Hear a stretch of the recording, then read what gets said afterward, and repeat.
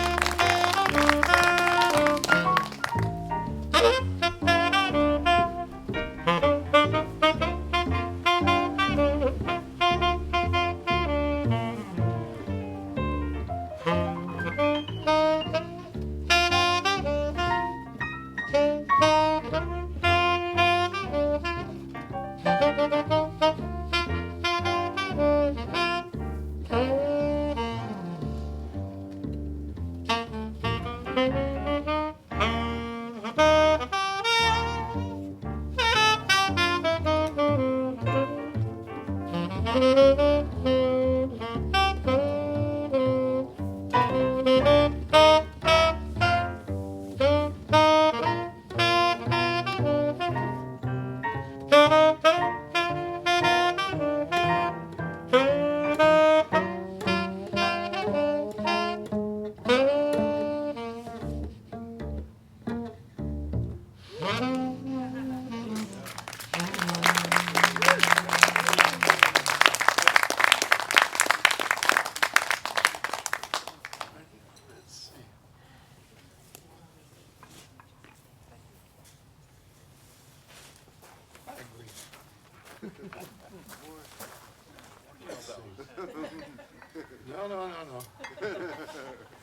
Don't be going crazy on me now.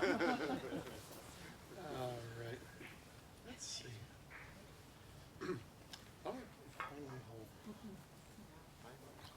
This next tune is one I wrote many years ago. I was working in a warehouse. And it was about 2:30 in the morning, and I was dragging a pallet around behind me. And normally, doing something like that at that time of morning, I would have been hating life.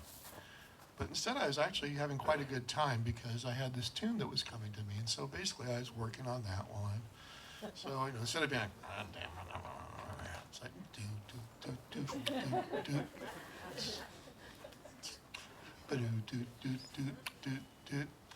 I did that, and it's like, okay, that's all right.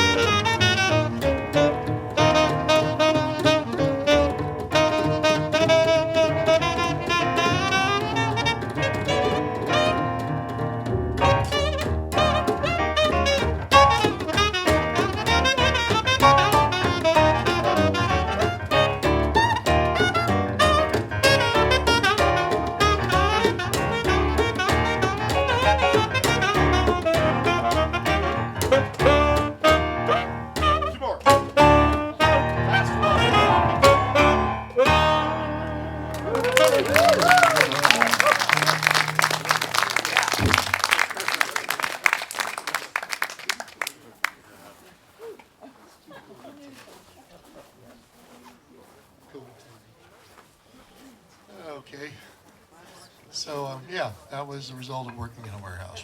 Um, Next song is the result of something we've all gone through these last few years.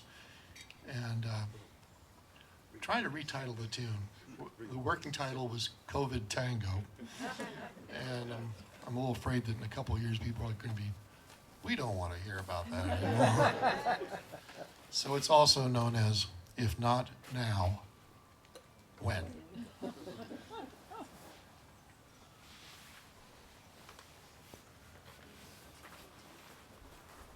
And yeah, it's one of the tunes we'll be doing that we've recorded for the next album, and will be part of the SF Jazz show. I would say that in large part I got into tangos through my father. He was these folks have heard me say before that Daddy had a bad tango habit. I'd come home and find him and his friends all dancing to tangos. You're like, college student coming home like, what the hell? I thought you people weren't like that. And I'm seeing like a mortician who's getting down. Not my dad, but a friend of the family. And he got way into Astor Piazzolla and Carlos Gardel, who was one of the pioneers of tango. And anyway, so largely because of him, it rubbed off on me. So I guess you could say in a way this is also a tribute to my father.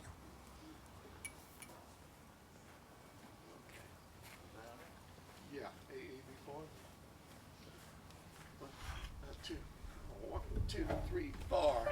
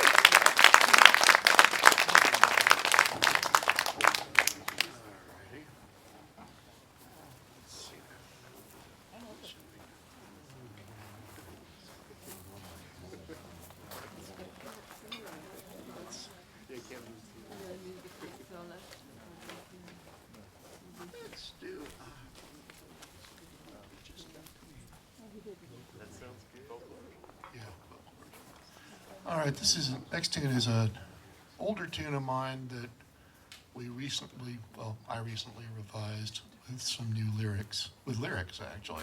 It's always been an instrumental. And I had two different people who'd really encouraged me to put lyrics on it. One was Afrikaan Jamal Davis, who's a DJ at KPFA and KKUP. And he's like, yeah, that song I have lyrics. And I'm like, And a buddy of mine, late buddy of mine, Jake, William Jacobson, was an avid jazz fan, and he was also urging me to do that, and he started to supply some. I'm like, oh no, I'm doing my lyrics, man. You ain't. I get protective about that, you know. It's like, especially because he's an attorney. You get an attorney sticking lyrics on something. Suddenly I'm, writing checks for money I don't have. So this song's called Just Got Paid. People often ask about the symbolism of titles and lyrics. This one is, it's all on the surface. It's about a guy who's glad because he just got paid. I think we can all understand that sentiment. All right. All right, we get a little moisten the throat a little bit first. Also, I would encourage you all to take advantage of the food and drink that has been provided. My partner Karina made a bunch of great stuff, and there's also, there you go, good role model there. And also other folks brought some stuff, so the extended Scharf family and the Scharf family themselves brought some goodies out, so by all means, avail yourself thereof.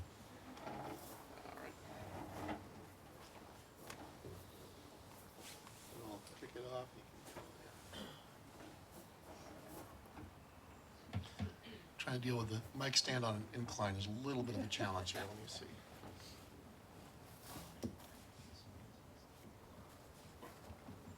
All right.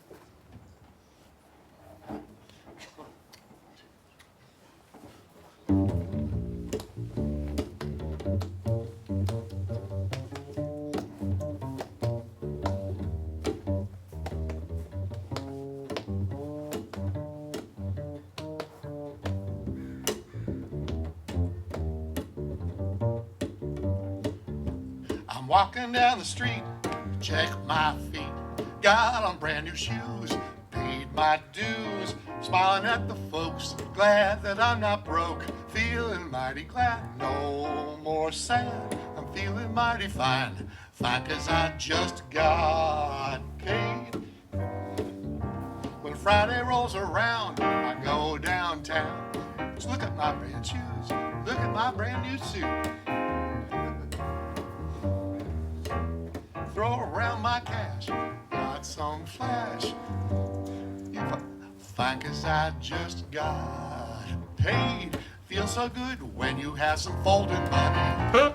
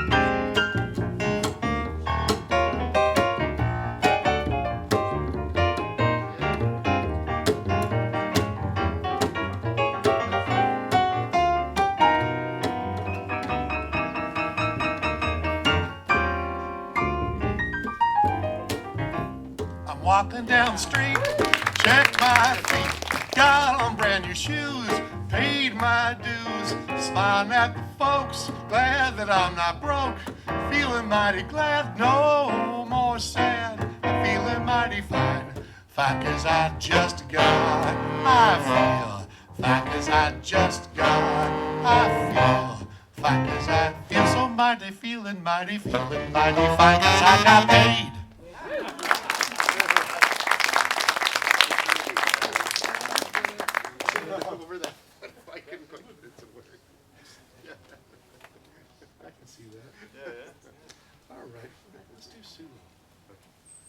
Okay, I think we'll do about one more tune for this set and take a little break where you can nosh, nibble, or if you've had your fill, you can cut on and out. We will be back for a second set though, so if you like, please stick around. And again, I want to thank the Sharfs for inviting us to play here. It's a real privilege to be able to do this here. I think house concerts in a lot of ways are one of the things that will keep live music sustainable. I did another one last night as a sideman, and you know, playing the restaurants for $50 ain't gonna cut it. So we really appreciate this chance to play in a place like this for people like you. We'll do one more tune and we'll wrap up the set. This song's called Pseudo Afro Cubanismo. And yeah, it's a. I found that the long titles, we get more streams and downloads, but I didn't know that when I titled it. It's my take on a cumbia, and I know that I'm not authentic, you know, because I'm me, but that's why it's called Pseudo Afro Cubanismo.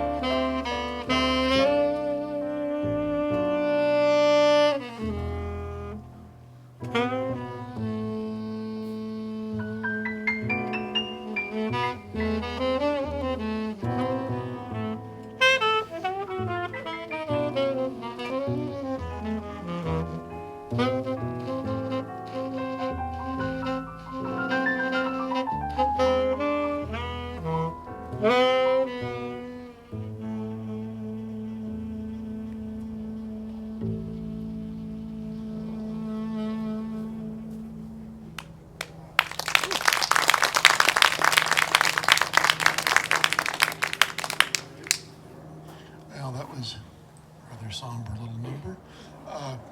So I think next we're going to do, well, I wrote a song a while back and it turned out to be sort of a theme song for me.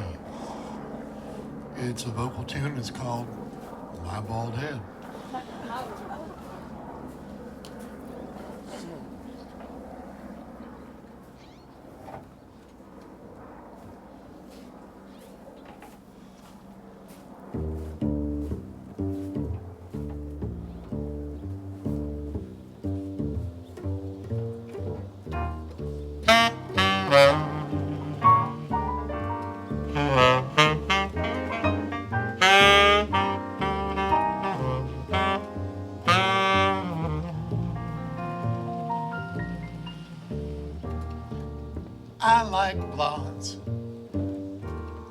I like brunettes, but most of all I like my bald head.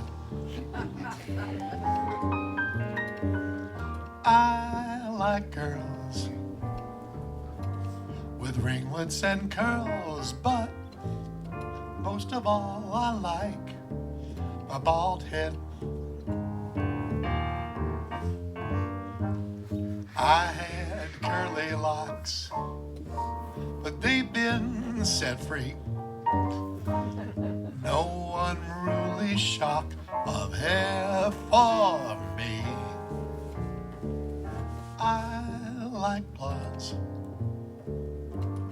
I like brunettes even better, but most of all I like my bald head.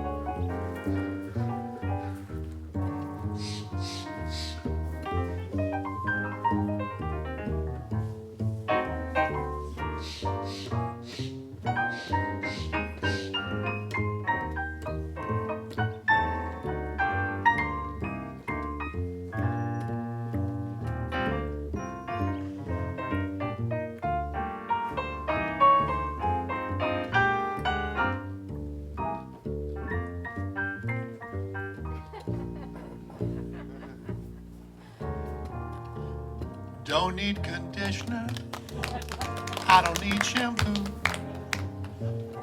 All I need is a razor blade and you.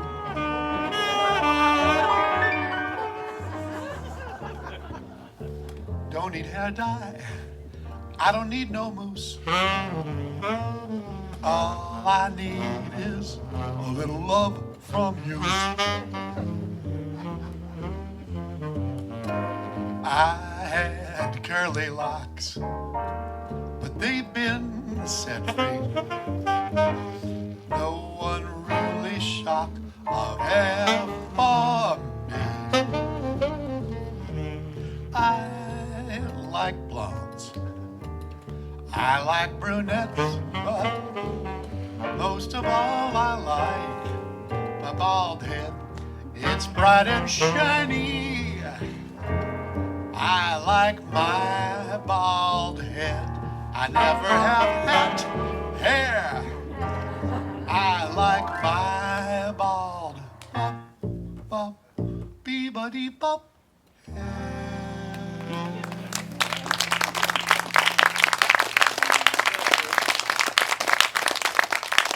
Yeah, so they tell you to write about what you know, and I did.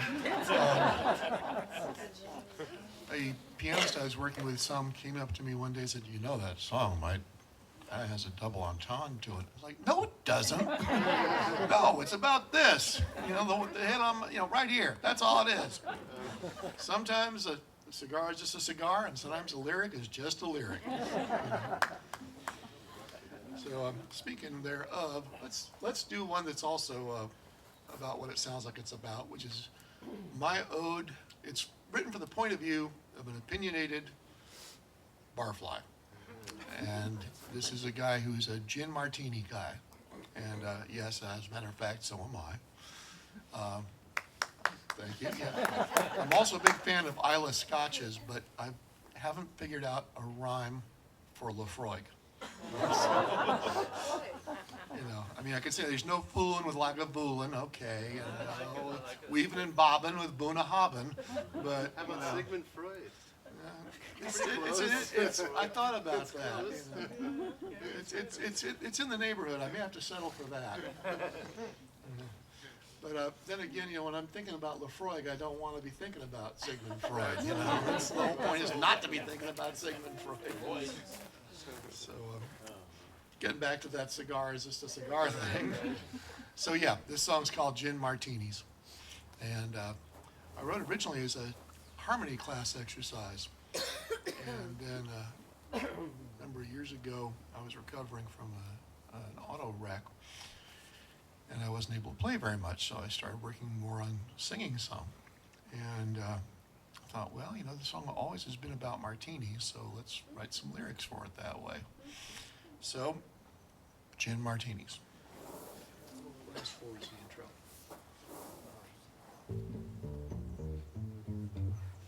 All right. 1, 2, 3, 4.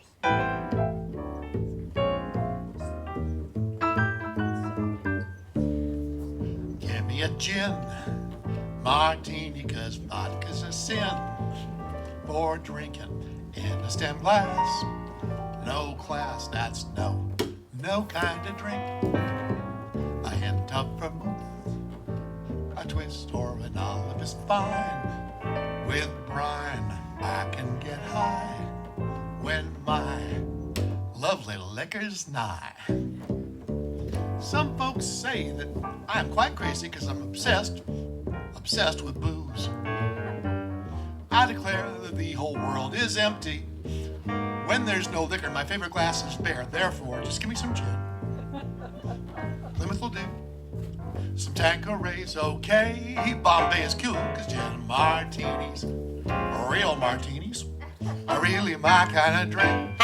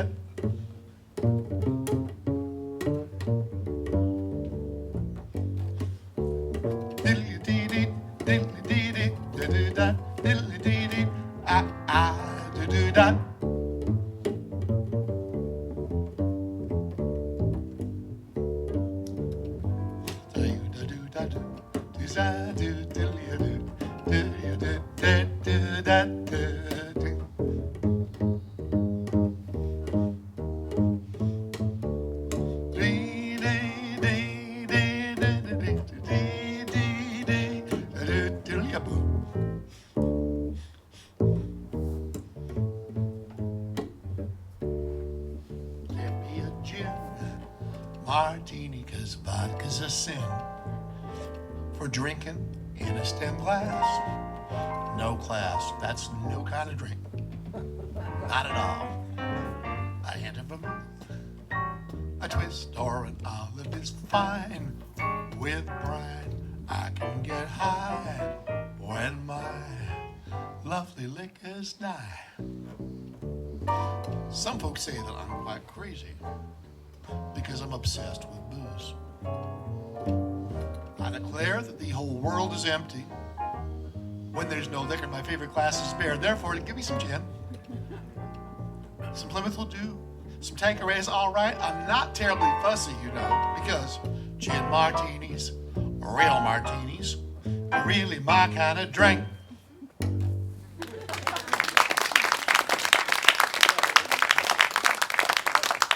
Sometimes you have to take a stand. I'm all in for Arbor Lore. Arbor Lore, that's a good one. Arbor Lore. Keep coming. It ain't dark with Highland Park. But I want to have Lefroy in there because that's my everyday drinking scotch. You gotta, I've had other Highland Park. You know, all like I said, I figured out a rhyme for Bunnahabhain, so you know. I'm almost there. I'm almost there. All right, let's see. Let's do, how about we do Like an Old Cigarette? We'll do the instrumental version. This next song is another tango, and it's about somebody who's been jilted and is pissed. We'll do it as an instrumental. C minor, yeah. It's on one of our earlier records as a vocal number. The wonderful singer Kathy Elsie sang it. Unfortunately, Kathy passed a few years ago, so that put the end to that collaboration. But we did manage to get it on record. And it's a nice way for us to be able to remember her because we were very fond of her as a person as well as for her vocal talents. All right, right on. 1, 2, 3, 4, 1.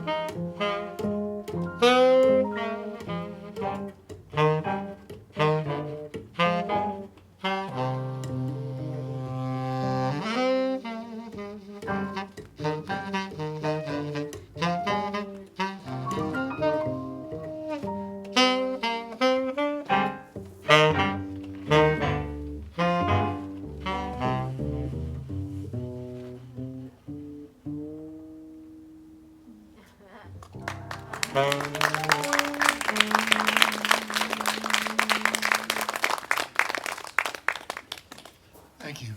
Let's do almost blue. I'm going to do a vocal number now. Again, this is a tune, the one tune I didn't write so far, and it's probably the best tune of the bunch.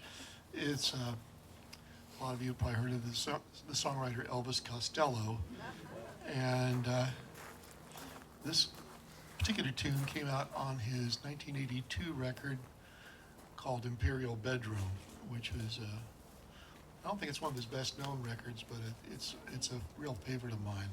This particular tune, I remember hearing it thinking like, man, this really needs an acoustic jazz band doing it. And I found out that sure enough, Mrs. Elvis Costello, Diana Krall, did a cover of it, and then also Chet Baker did a version of it. And but I decided to persist and do it myself as well.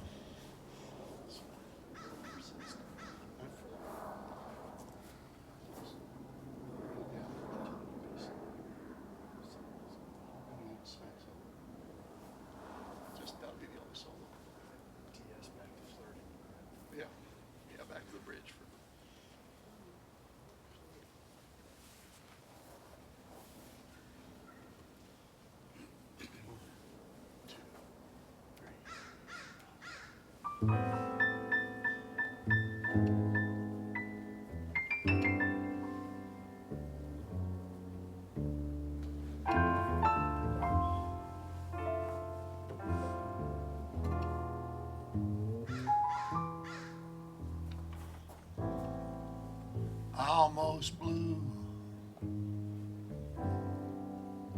almost doing things we used to do.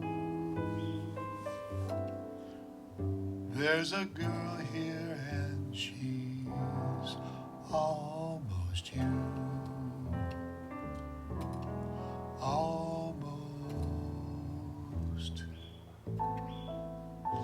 All the things that your eyes once promised, I see in hers too. Now your eyes are red from crying. Almost blue.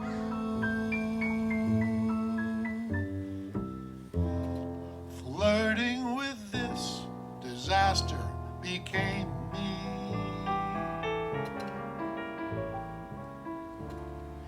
It named me as the fool who only aimed to be almost blue. It's almost touching, it will almost do.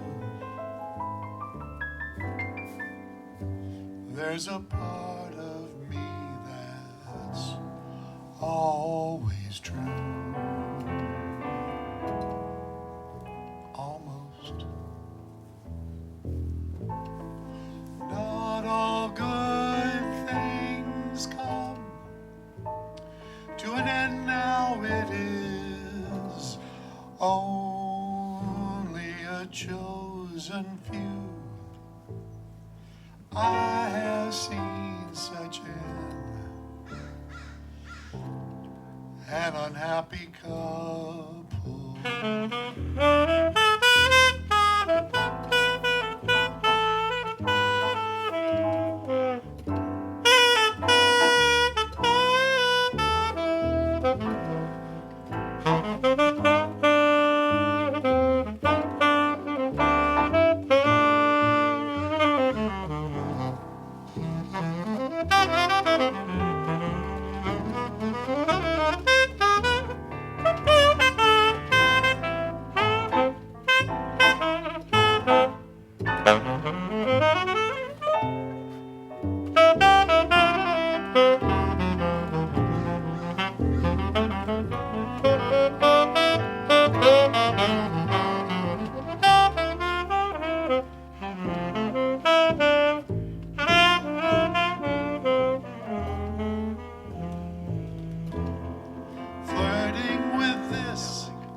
master became me. It named me as the fool who only aimed to be almost blue. It's almost touching. It will almost do. There's a part of me that's always true. Almost. Not all good things come to an end now, it is only a chosen few. I have seen such an unhappy couple.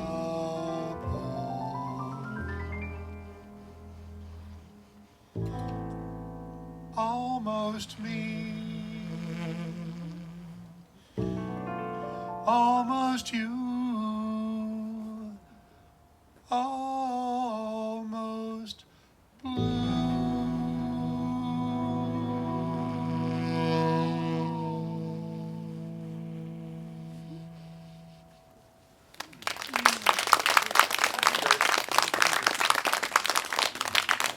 Yeah, Elvis, he can write a song, huh?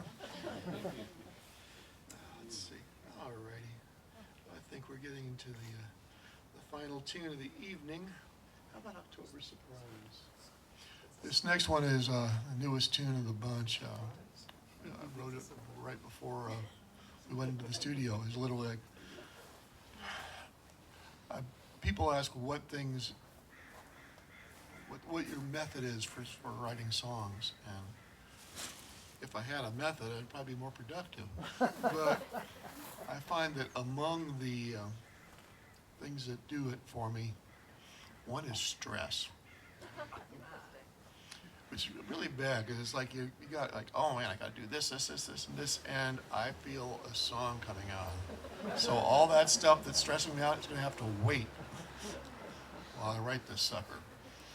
And although doing a record is a really enjoyable process in a lot of ways, there's some stress involved too, because you got to get all the pieces organized, and there's a lot involved, a lot of people involved, a lot of time and money involved, and you want to do it right. And all those things sometimes mean that there's a song rattling around in your head. And that's this song, which is called October Surprise. So. Yeah, we can do that with answer. Can you do that like that? Let's try that. 1, 2, 3.